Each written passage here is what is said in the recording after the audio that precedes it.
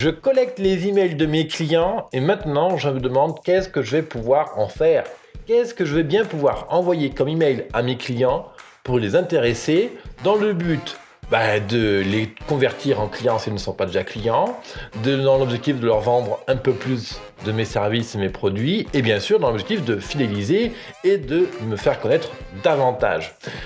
Alors, très souvent, quand on parle d'email, on a des objections comme « Ah ouais, moi je reçois déjà plein d'emails, j'ai pas envie d'ennuyer mes clients avec encore d'autres emails qui de toute façon ne vont pas ouvrir et ne pas lire. » Moi je reçois déjà plein d'emails, j'ai certainement pas envie encore de les envoyer. Oui, moi j'ai pas envie d'envoyer des emails parce que franchement, au niveau technique, ça ne m'intéresse absolument pas. Bon. Alors, l'idée de la vidéo aujourd'hui, c'est que je vais t'expliquer comment faire tes emails, quoi, quand, comment, les outils. En gros, je vais te donner aujourd'hui 2 emails qu'il est vraiment important d'envoyer. Je vais te dire quels sont ces emails-là, quand les envoyer, qu'est-ce que tu mets dedans. On va voir aussi aujourd'hui le rythme d'envoi des emails. Je vais te donner toute une liste de qu'est-ce que tu peux envoyer comme email à tes clients. On va voir aussi le comment, donc la partie technique, comment tu peux tout simplement, comment t'y prendre pour envoyer des emails en te prenant le moins possible la tête.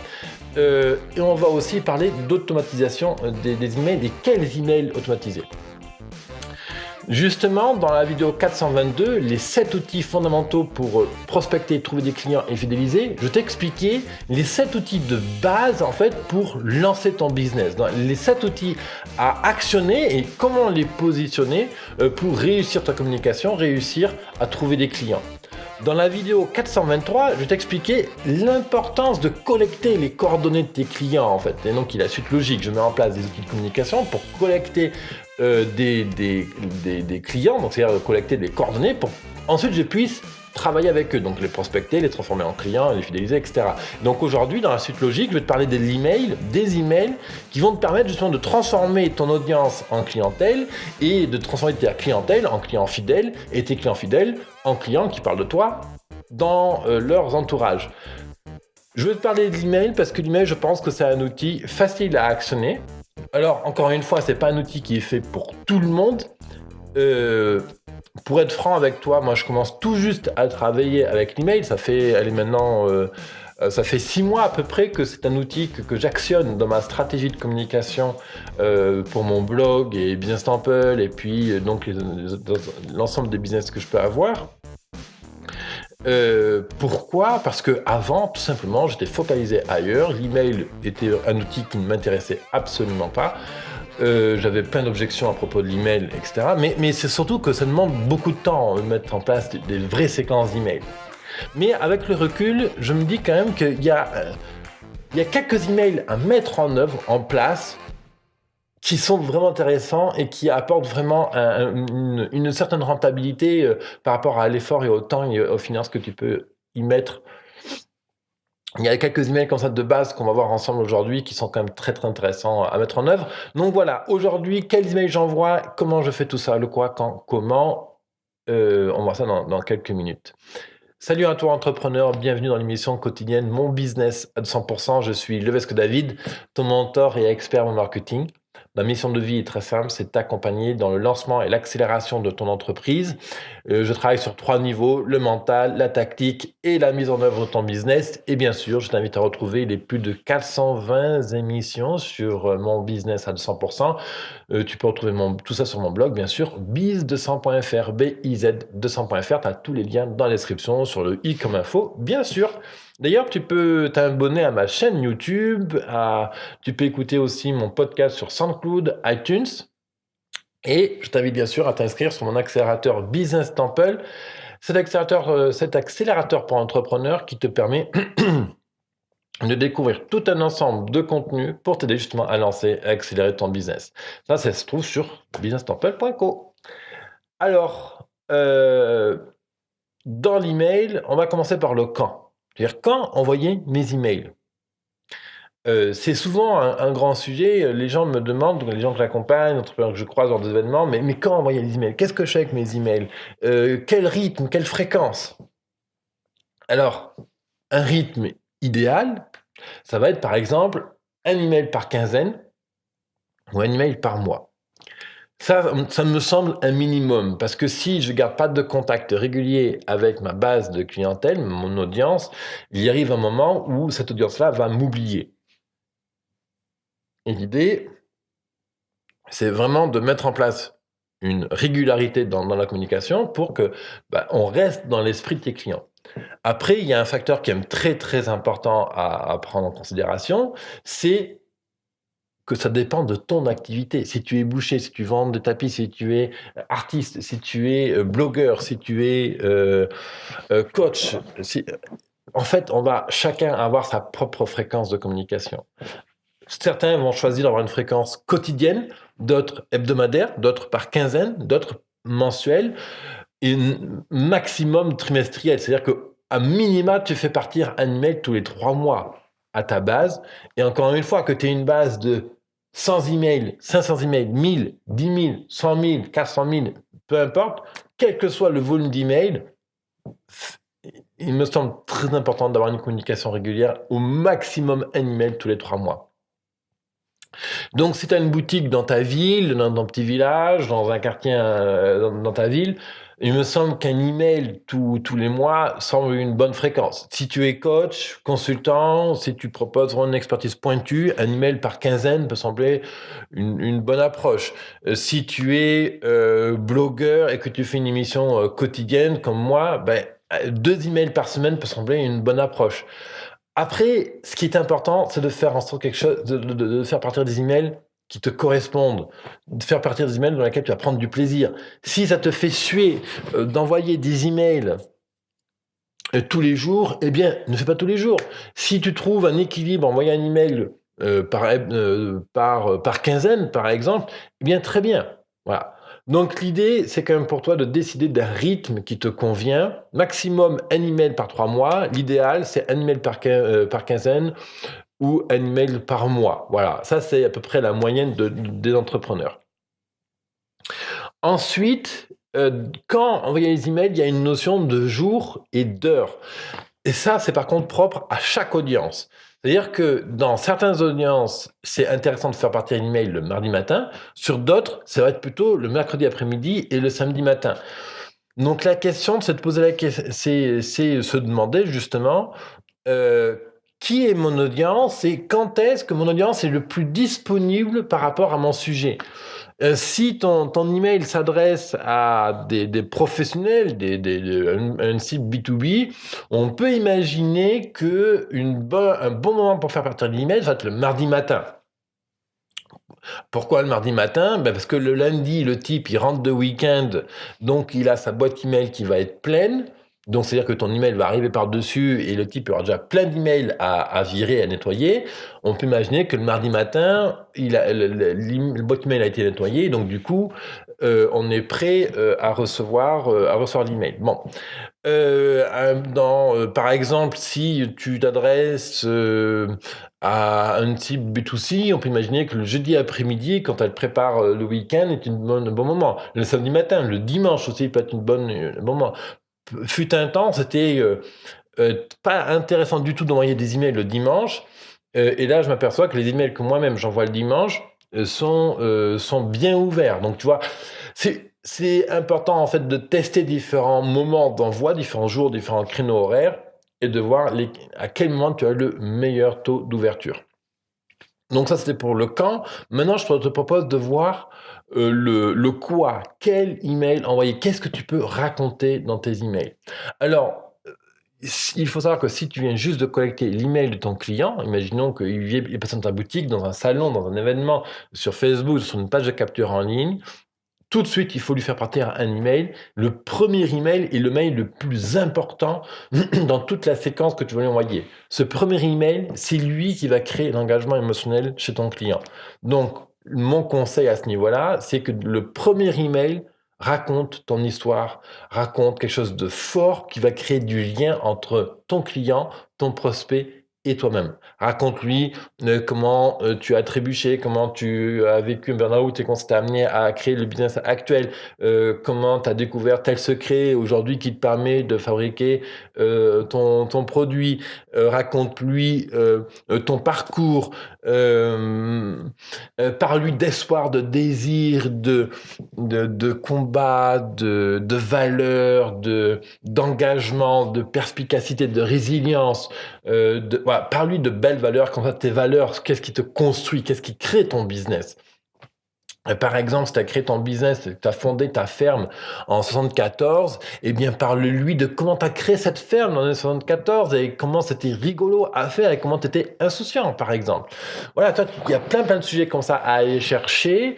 Tes origines, par exemple, toi, si tu es d'origine grecque et turque, par exemple, que tu es arrivé en France et que tu as créé un business autour de ça, parle-lui de ça. Il y a plein de gens qui sont intéressés par l'histoire, en fait.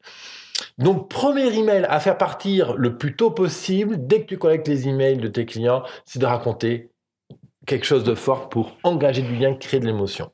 Ensuite, il y a plein de sujets à faire partir. Par exemple, tu peux faire une séquence d'emails qui raconte ton évolution.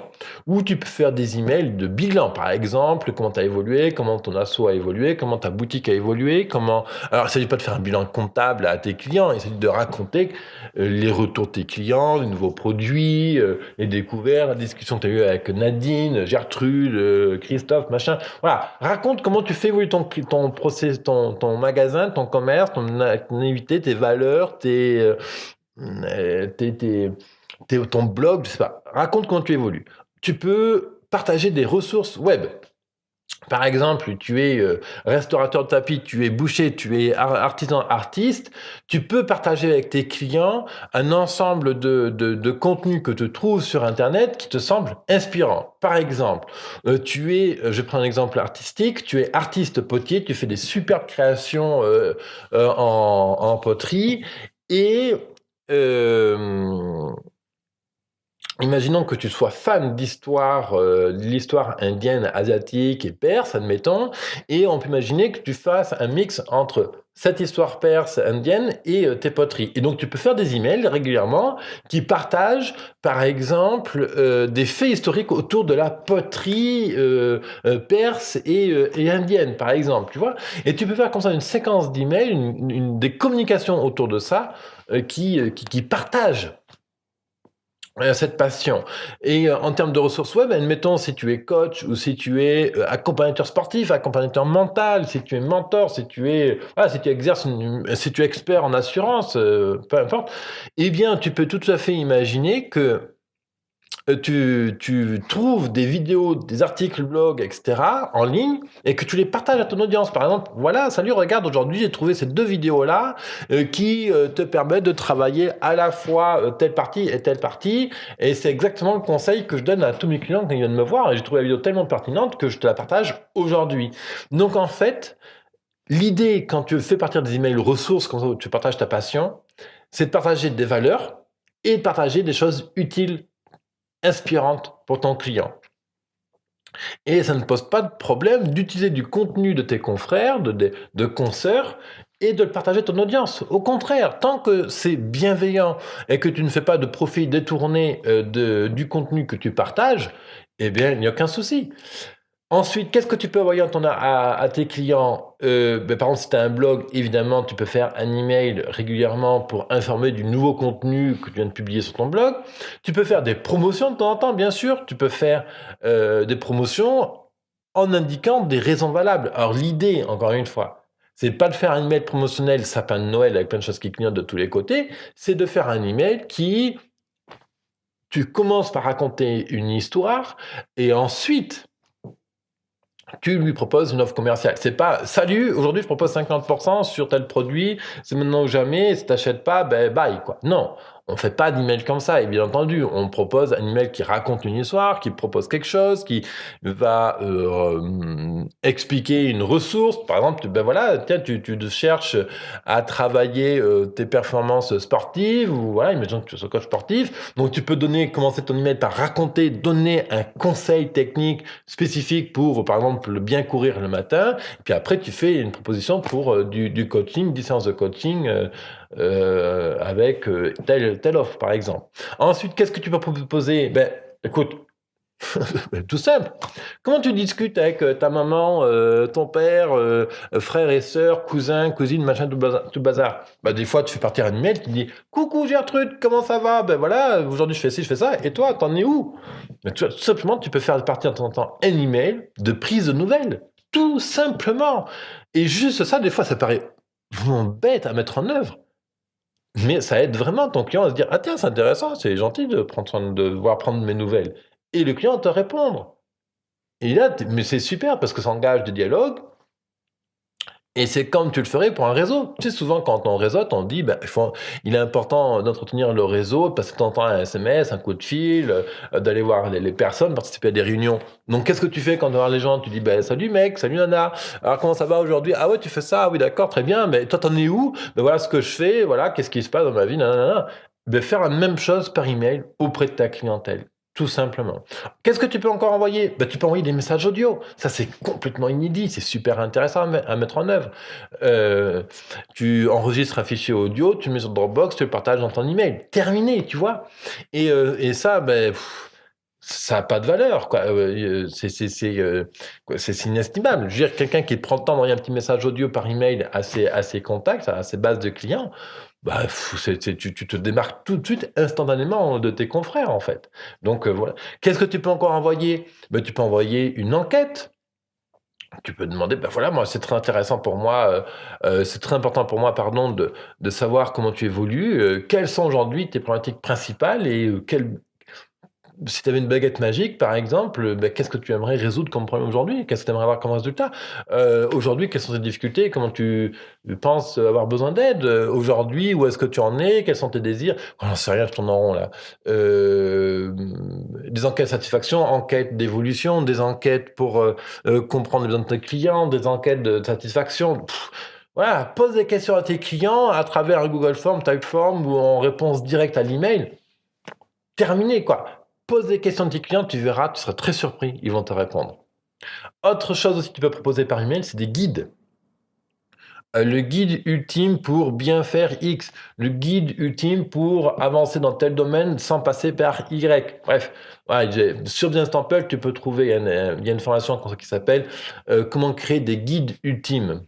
Je t'explique comment créer des guides, etc. Donc tu peux aller sur businesstemple.co, tu auras toutes les ressources. Bref, tu vois, là, je te donne tout un panel d'outils, quoi, de qu'est-ce que tu peux envoyer comme contenu à tes clients. Bien sûr, ça c'est même pas une liste exhaustive. Il y a tellement de contenu à envoyer. Juste, par exemple, toi, tu pars en Normandie, à Saint-Aubin-sur-Mer, et tu veux juste partager un bon moment avec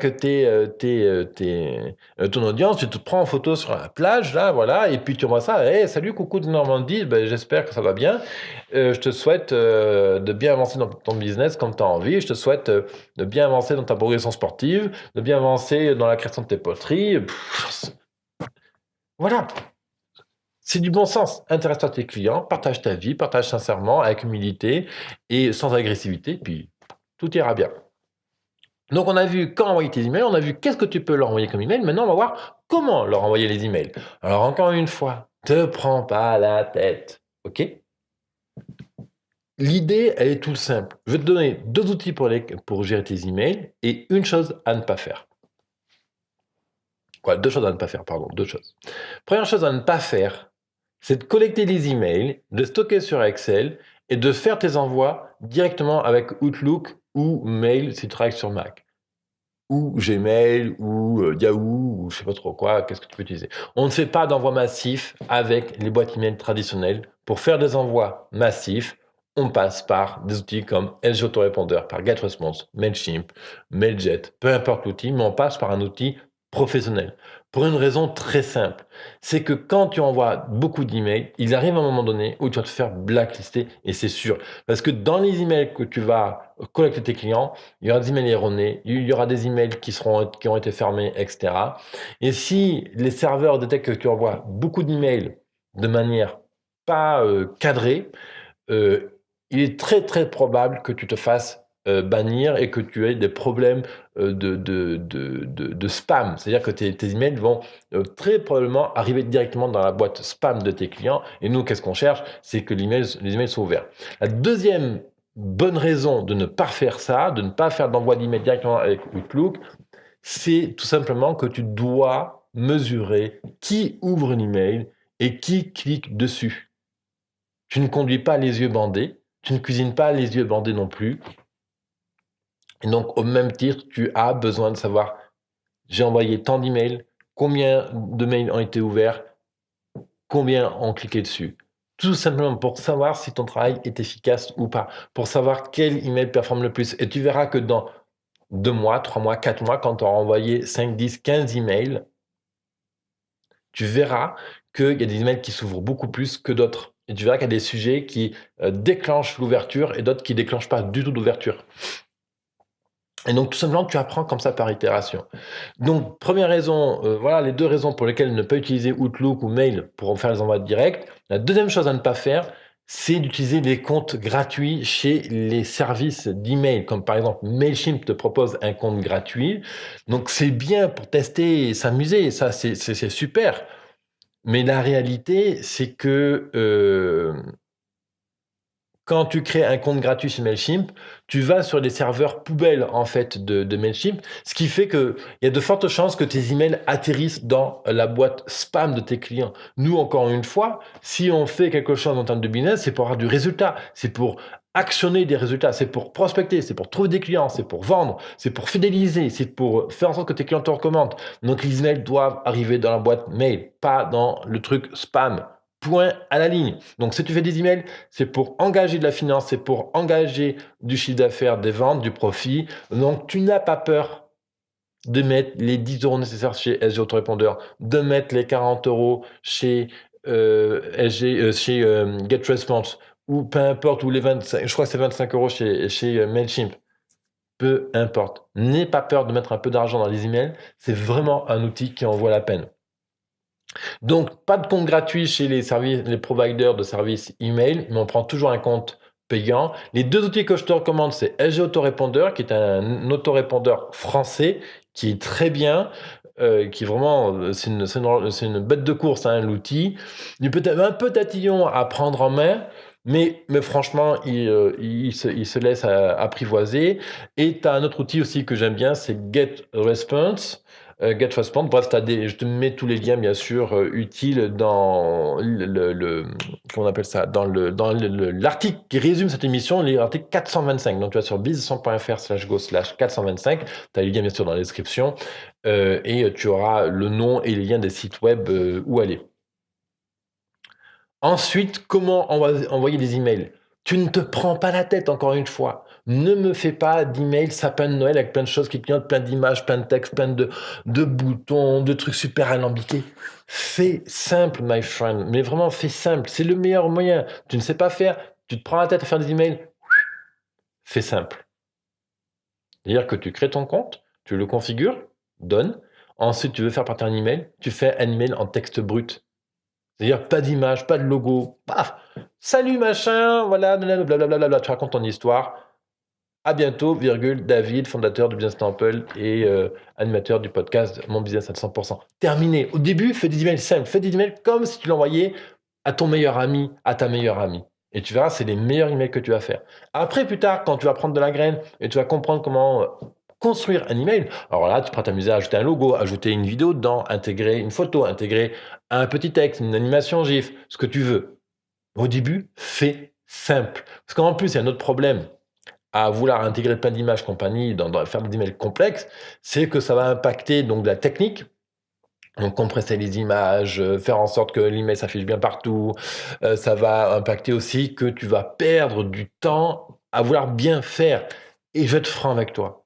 Si tu n'es pas un infographiste, si tu n'as pas l'œil créatif pour faire des beaux emails avec des belles couleurs, forcément, excuse-moi, mais tu vas faire un email qui va être moche. C'est pas ce qu'on veut.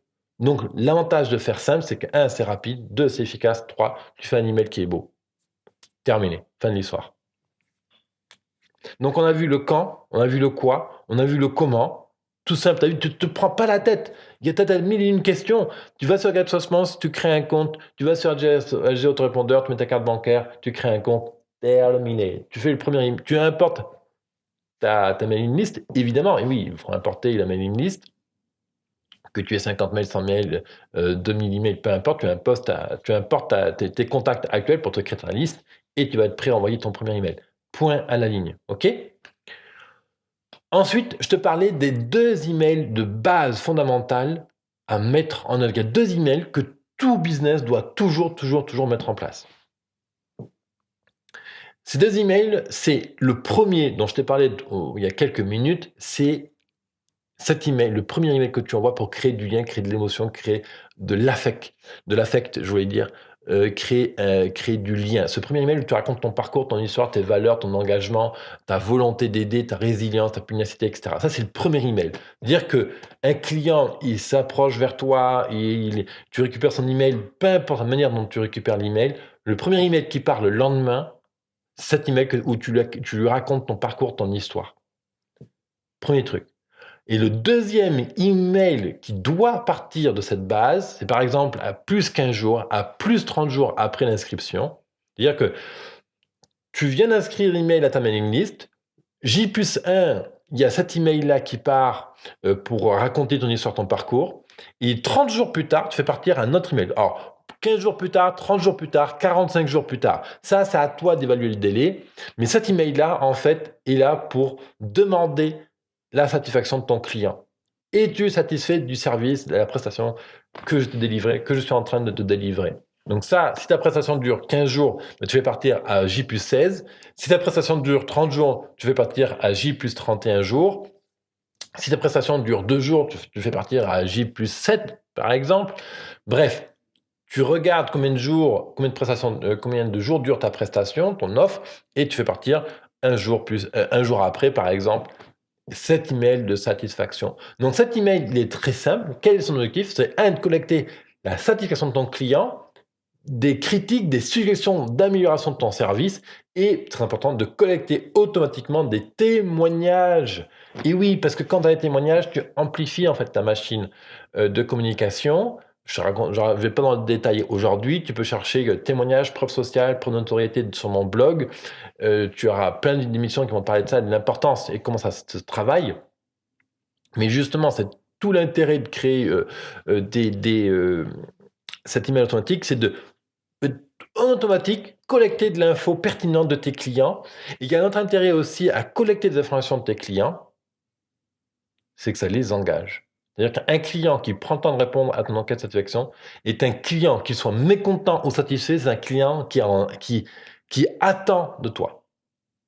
Donc si le client, il va sur ton enquête de satisfaction qui dit que tu es un pauvre con, que le service est de mauvaise qualité, que tu l'as fait chier tout le temps, que ceci, que cela, sois heureux. C'est un client qui a envie de travailler avec toi. Il n'y a rien de mieux. C'est super d'avoir un client aussi mécontent et qui vient te l'exprimer. Il n'y a rien de pire que l'indifférence et qu'un client qui n'exprime pas son mécontentement parce que tu ne pourras jamais l'aider. Mais un client qui vient te voir, qui te dit « Putain, là, franchement, c'était pas à la hauteur, ça m'a pas convenu et compagnie. » Tu vois ce témoignage-là, tu vois que le client n'est pas content. Premier réflexe, téléphone, allô client, bonjour, merci d'avoir partagé ton point de vue. Effectivement, je comprends ton point de vue, je l'accepte et je peux comprendre que vous n'ayez pas été satisfait à 100%. Nanana. Qu'est-ce que je peux faire maintenant pour vous aider? Et là, si tu arrives à aider ton client et à transformer son point de vue négatif qu'il avait sur toi en un point de vue positif, voilà, tu as gagné un fan, tu as gagné un client qui parle de toi autour des voisins. Le client va dire « Ah ouais, putain, au début c'était chiant, mais il comprenait rien le type, mais quel bordel !» Et après, il m'a appelé, on a réglé ça, et puis maintenant, c'est nickel. Regarde, ça tourne nickel. Ah, la machine tourne nickel, machin, le client est content, quoi. Voilà des belles histoires. Voilà les histoires qui sont super intéressantes à raconter. Et c'est même quelque chose en plus que tu peux utiliser. Ben voilà, tu vois, aujourd'hui, il y a Christophe qui m'a appelé et il m'a laissé un message incendiaire parce qu'il était super mécontent. Je l'ai appelé, voilà, qu'est-ce qu'on a fait, comment on a résolu son problème. Et je voulais dire, ben voilà, si toi aussi tu as un mécontentement quelconque, ben, n'hésite pas à m'en parler à travers cette enquête de satisfaction.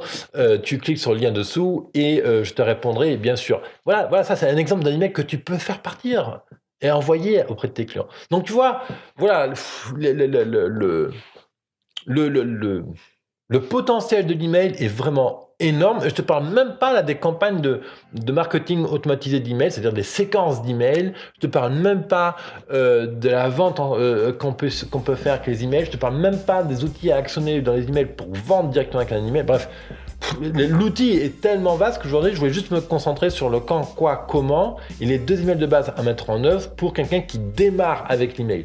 Je vais te faire d'autres émissions sur comment écrire un email qui fonctionne, comment mettre en place des séquences d'automatisation, des exemples d'emails, etc., etc.